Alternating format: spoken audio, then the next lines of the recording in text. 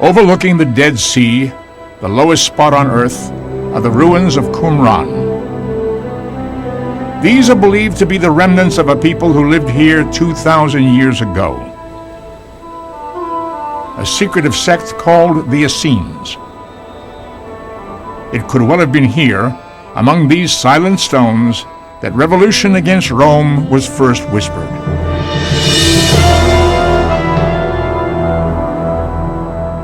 Decades before the Romans even occupied the land of Israel in the year 63 BCE, the Essenes deliberately removed themselves to the isolation of the desert, far from what they already saw as the corruption of daily life.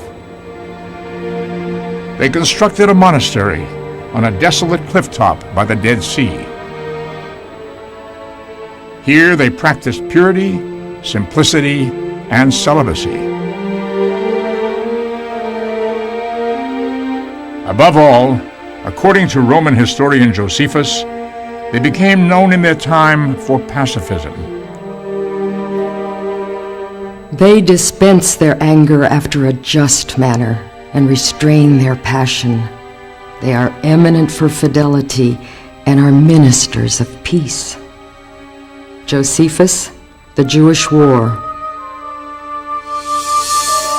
In 1947, segments of their holy scriptures, crumbling with age, yet miraculously preserved, are discovered in caves near Qumran.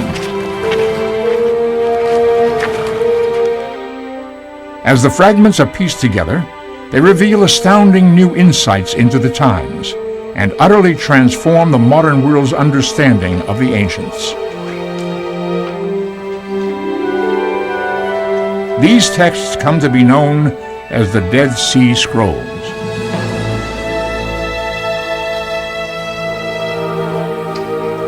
Perhaps the most remarkable of these appears to completely contradict the peaceful ideals of the Essenes.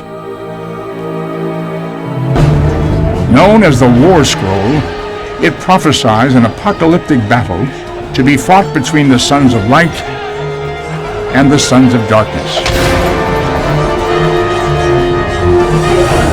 Many scholars believe these are thinly veiled references to the Jews and the Romans. The War Scroll from Qumran speaks about a war that they thought would happen when the Romans came the first time in 63 BCE. Now this of course did not happen, but what we have to realize is that anti-Roman sentiment continued to be cultivated in the Dead Sea Scrolls group. They continued to describe and preach, basically, war and revolution against Rome.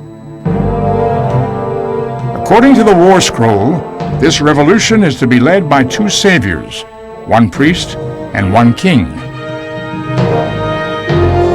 They are expected to deliver the land of Israel from the evil that now grips it. The Essenes' word for these liberators? Messiah.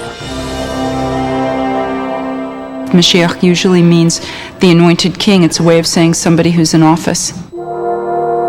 But the term itself comes to mean a specially designated human, designated by God, to be part of his apocalyptic resolution to the problem of evil.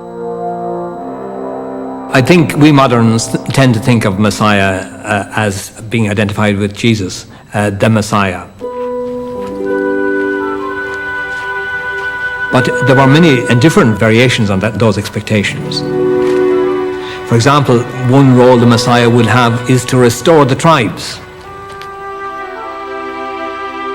And then you have, of course, the role of the Messiah as king, the ideal king figure. It clearly appears in that role, namely somebody who's going to liberate Israel from the Roman yoke.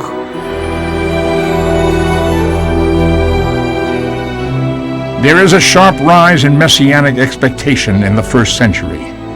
Many scholars believe the reason for that is simply the extreme duress of Roman rule.